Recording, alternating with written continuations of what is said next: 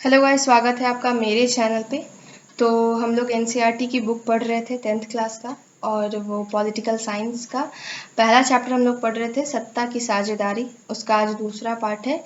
तो हम लोग श्रीलंकाई तमिल के बारे में पढ़ रहे थे। तो उसमें क्या था कि श्रीलंकाई जो तमिल थे उन्हें अब ऐसा फील होने लगा कि उन्हें ना तो सरकारी कामों में और ना ही समाज में उन्हें कोई दर्जा दिया गया है। और सिंहली समुदाय जो है वो बहुसंख्यकवाद की विचारधारा से चल रहा है। उन पे एक तरह से उनकी संस्कृति की अवहेलना की जा रही है, उनके विचारों को नहीं समझा जा रहा है। तो आगे पार्ट का है ये कि श्रीलंकाई तमिल में अपनी राजनीतिक पार्टियां बनाई। मतलब श्रीलंका के जो तमिल थे उन्होंने अपनी राजनीतिक पार्टियां बनाई और तमिल को राजभाषा बनाने, स्वायत्तता हासिल करने तथा शिक्षा और रोजगार में समान अवसरों की मांग के लिए संघर्ष किया। किसने? तो वहाँ के जो श्रीलंकाई तमिल थे उन्होंने अब अपनी राजनीतिक पार्टियां बनाना शुरू कर दी। ठीक है, तो क्या किया उन्होंने? तमिल को जो है वो राज्य भाषा बनाया। क्षेत्रीय स्वायत्तता को हासिल करने के लिए उन्होंने किस किस चीज का मांग किया? तो वो है शिक्षा, रोजगार के समान अवसरों की मांग के लिए उन्होंने संघर्ष किया। ठीक है, लेकिन तमिलों की आबादी वाले इलाके की स्वायत्तता की उनकी मांगों को लगातार नकारा गया। तब भी उनकी मांगों को नकारा गया। फिर 1980 के दशक तक उत्तर पूर्वी श्रीलंका में स्वतंत्र तमिल इलम, जिसे सरकार कहा जाता है यहाँ पे, बनाने की मांग को लेकर अनेक राजनीतिक संगठन बने। ठीक है, 1980 का बात है ये। उसके बाद श्रीलंका में दो समुदायों के बीच पारस्परिक अविश्वास ने बड़े टकराव का रूप ले लिया। और अब क्या हुआ? ये टकराव जो है वो गृह युद्ध में परिवर्तित हो गया। इसके परिणाम स्वरूप दोनों पक्ष के हजारों लोग जो है वो मारे जा चुके हैं। अनेक परिवार जो है वो अपने मुल्क से भागकर शरणार्थी बन गए। इससे भी कई गुना ज्यादा लोग की जो थी वो रोटी थी वो चौपट हो गई। ठीक है, उसके बाद है हमारे क्षेत्र के देशों में आर्थिक विकास, शिक्षा और स्वास्थ्य के मामले में श्रीलंका का रिकॉर्ड सबसे अच्छा है। पर वहाँ के गृह युद्ध से मुल्क के सामाजिक, सांस्कृतिक और आर्थिक जीवन में सबसे ज्यादा, मतलब ऐसे देखे शिक्षा स्वास्थ्य के मामले में तो सबसे अच्छा रिकॉर्ड है श्रीलंका का। लेकिन वहाँ का अगर सामाजिक जीवन देखे तो वहाँ बहुत परेशानियां हुई। और 2009 में यह जो था वो गृह युद्ध जो था वो उसका अंत हुआ। तो हम बेल्जियम के बारे में भी हम लोग पढ़ रहे थे। तो उससे पहले हम लोग गृह युद्ध को जान लें। तो गृह युद्ध इसे कहते हैं जैसे कि किसी मुल्क मतलब होता है देश में सरकार विरोधी समूहों की हिंसक लड़ाई ऐसा रूप ले लेती है कि वह युद्धों जैसा लगे, तो उसे गृह युद्ध कहते हैं। यानी किसी भी देश में जो भी सरकार के विरोधी समूह होते हैं वो अगर हिंसक रूप ले ले, उस लड़ाई का हिंसक रूप ले ले, तो वह मतलब रूप ले कि वह युद्ध जैसा लगने लगे, तो उसे गृह युद्ध का नाम देंगे। तो बेल्जियम की समझदारी क्या है इसमें कि बेल्जियम के नेताओं ने श्रीलंका से अलग रास्ता अपनाने का फैसला किया। क्योंकि अब क्या हुआ कि श्रीलंका में देखिए गृह युद्ध हुआ, और अभी मतलब समझ लीजिए 11 साल पहले वहाँ गृह युद्ध समाप्त हुआ, सिंहली और श्रीलंकाई तमिल के बीच में था। तो अब बेल्जियम ने क्या समझदारी अपनाया? तो उन्होंने क्षेत्रीय अंतरों और सांस्कृतिक विविधता को स्वीकार कर लें। जितनी भी वहाँ सांस्कृतिक बोलते थे ना, वहाँ पे लोग डच भी बोलते हैं, वहाँ पे फ्रेंच भी बोलते थे, और 1% जो थे वो जर्मन भी बोलते थे। तो इस तरह की विविधताओं को वहाँ के लोगों ने क्षेत्रीय अंतर समझकर इसे स्वीकारा। और 1970 से लेकर 93 के बीच में उन्होंने अपने संविधान में 4 संशोधन किए, सिर्फ इस बात के लिए कि देश में रहने वाले किसी भी व्यक्ति को बेगानेपन का एहसास ना हो।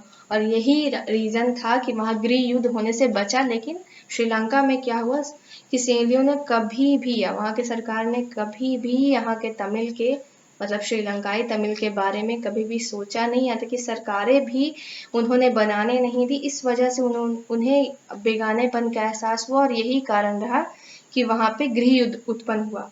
लेकिन यहाँ के लोगों ने अच्छी समझदारी, इसीलिए लिखा भी है उन्होंने कि बेल्जियम की समझदारी, तो उन्होंने क्या किया कि वहाँ की सांस्कृतिक विविधता को स्वीकार किया, ठीक है, और 4 संशोधन सिर्फ इसी बात पे किया कि किसी भी इंसान को वहाँ पे, किसी भी व्यक्ति को बेगानेपन का एहसास ना हो और सभी मिलजुल कर रह सके।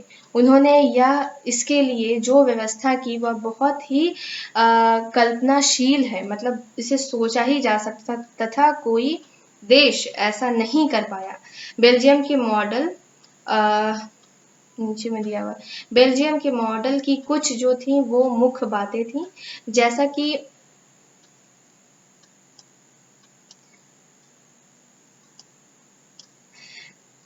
विशेषताएं हैं। तो मुख्य बातें क्या थी, सॉरी, तो संविधान में इस बात का स्पष्ट प्रावधान है कि केंद्रीय सरकार में डच और फ्रेंच भाषी मंत्रियों की संख्या समान होगी। मतलब अब क्या हो गया कि संविधान जो संशोधन किए गए ना, 4 संशोधन किए गए, उसमें क्या हो गया कि इस बात को स्पष्ट कर दिया गया कि अब केंद्र जो सरकार है वो डच भाषा और फ्रेंच भाषा के मंत्रियों की संख्या क्या करेगी, अब समान रखेगी। कुछ विशेष कानून तभी बन सकते हैं जब दोनों भाषा के जो लोग हैं, समूह के संसद हैं, उनमें अगर बहुमत है और पर उनके मतलब उनके बहुमत के पक्ष से ही अब कोई भी विशेष कानून बनेगा, यानी अब इम्पोर्टेंस उन लोग को दिया जाने लगा। और यही चीज श्रीलंकाई तमिल में नहीं था। इस प्रकार किसी एक समुदाय के लोग एक तरफा फैसला नहीं कर सकते। अब क्या है कि यहाँ पे वहाँ पे सिंहलियों ने एक उग्र रूप, एक बहुत ज्यादा ताकतवर वो लोग समुदाय बन गए थे। तो यहाँ के लोगों ने क्या किया कि सबको मतलब सत्ता का बंटवारा कर दिया कि अब अगर कोई भी कानून पास होगा, ठीक है, कोई भी कानून पास होगा तो दोनों समुदायों का, समुदाय के जो सदस्य थे संसद के, तो उनका बहुमत होगा तभी पास होगा। तो इस प्रकार किसी एक समुदाय को एक तरफा फैसला नहीं लेगा, यानी उसको एक तरफा शक्ति नहीं दी गई। फिर है केंद्र सरकार की अनेक शक्तियां देश के 2 इलाकों की क्षेत्रीय सरकारों के सुपुर्द कर दी गई। यानी केंद्र सरकार की जो जितनी शक्तियां थी वो 2 इलाकों के क्षेत्रीय सरकारों को दे दी गई। यानी राज्य सरकारें केंद्रीय सरकार के अधीन नहीं रहेंगी, यानी राज्य की जो सरकार है वो केंद्र सरकार के अब अधीन नहीं रहेगी। फिर है ब्रुसेल्स, जो कि राजधानी थी, में अलग सरकार है और इसमें दोनों समुदायों का जो प्रतिनिधित्व है वो समान होगा।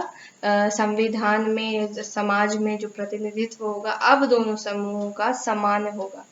कौन कौन समूह थे, तो भाषाई आधार पर 2 समूह थे, एक फ्रेंच थे, तो फ्रेंच भाषी लोगों ने ब्रुसेल्स में समान प्रतिनिधित्व के इस प्रस्ताव को स्वीकारा, क्योंकि डच भाषी जो लोग थे वो कम थे। तो क्योंकि डच भाषी लोगों ने केंद्रीय सरकार में बराबरी का प्रतिनिधित्व स्वीकार किया था।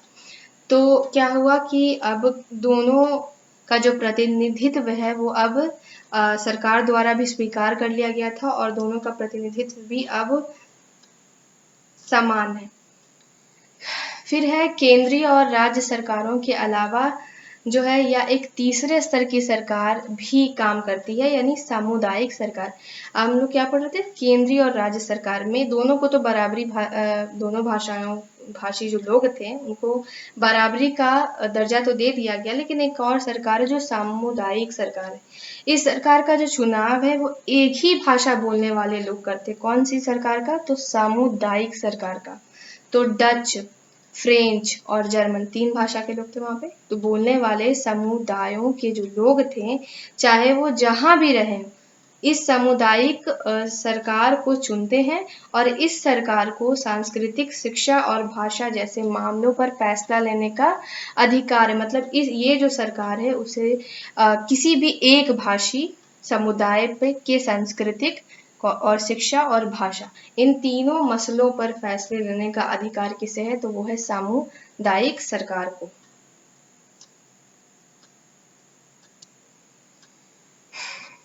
उसके बाद है कि आपको बेल्जियम का मॉडल कुछ जटिल लग सकता है, क्योंकि 3 स्तर पर बांट दिया गया था। 3 स्तर पे बांट दिया गया था। उसके बाद निश्चित रूप से यह जटिल हो सकती है क्योंकि खुद बेल्जियम में रहने वाले लोगों के लिए भी यह चीज़ बहुत कठिन था, लेकिन फिर भी यह व्यवस्था जो था वो बेल्जियम में अच्छी तरीके से सफल हुई। इससे जो मुल्क यानी देश में गृह युद्ध की आशंकाओं पर विराम लग गया, यानी रोकथाम लग गया। वरना गृह युद्ध की स्थिति तो यहाँ पर भी थी क्योंकि बेल्जियम के आधार पर 2 टुकड़ों में बँट चुका था। कौन-कौन से? तो फ्रेंच भाषाई लोग के और एक और भाषा था यहाँ पे फ्रेंच और डच के 2 टुकड़ों में बँट चुका था। जब अनेक यूरोपीय देश के साथ मिलकर यूरोपीय संघ बनाने का फैसला किया तो ब्रुसेल्स को जो कि राजधानी भी थी उसे मुख्यालय के रूप में चुना गया। बेल्जियम और श्रीलंका की इन कथाओं से हमें क्या शिक्षा मिलती है? दोनों ही देश लोकतांत्रिक हैं, ये तो बात पता ही थी। फिर भी सत्ता में साझेदारी के सवाल को उन्होंने अलग-अलग ढंग से निपटाने की कोशिश की।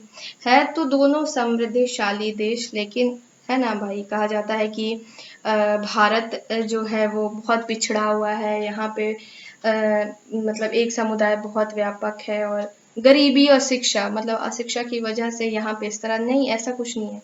आप दूसरे भी देशों को देखिएगा, आप अमेरिका में ही देखिए, आप श्वेत और अश्वेत को लेके आज भी बहुत समस्याएं हैं। बेल्जियम भी बहुत समृद्धशाली देश है और इसमें भी हुआ। श्रीलंका भी एक बहुत डेवलप कंट्री है, लेकिन फिर भी दोनों जगह पे स्थानीय स्तर पे बहुत सारी समुदाय होती हैं, समस्याएं जुड़ी होती हैं उनसे, तो यहाँ पे भी हुई। तो अब हम पढ़ते हैं। तो बेल्जियम के जो नेताओं को लगा वो था कि विभिन्न समुदायों और क्षेत्रों की भावनाओं का आदर करने पे ही मतलब जो बेल्जियम के जो नेता थे, यही चीज़ गलती सिंगली समुदाय जो कि उस वक्त सत्ता को संभाले हुए थे, ये चीज़ वो कभी भी नहीं सोचे और यही वजह हुआ कि गृह युद्ध उत्पन्न हुआ। उन्हें ये अब वहाँ पे लगा कि उन्हें सत्ता में कोई साझेदारी नहीं मिल रही है, लेकिन यहाँ के जो नेता थे उन्हें ये चीज़ फील था, ये चीज़ एहसास था कि अगर देश में एकता लाना है तो हर समुदाय और हर क्षेत्र की भावनाओं का आदर करना पड़ेगा। इस एहसास के चलते दोनों पक्ष सत्ता में साझेदारी करने पे सहमत हुए। ठीक है। श्रीलंका में ठीक उल्टा रास्ता अपनाया गया।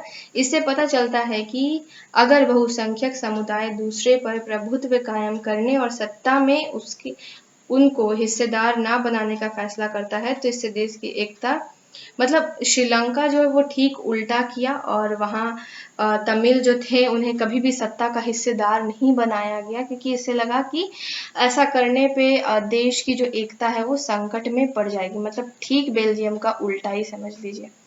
तो अगर सत्ता की साझेदारी देखें तो क्यों ज़रूरी है सत्ता की साझेदारी?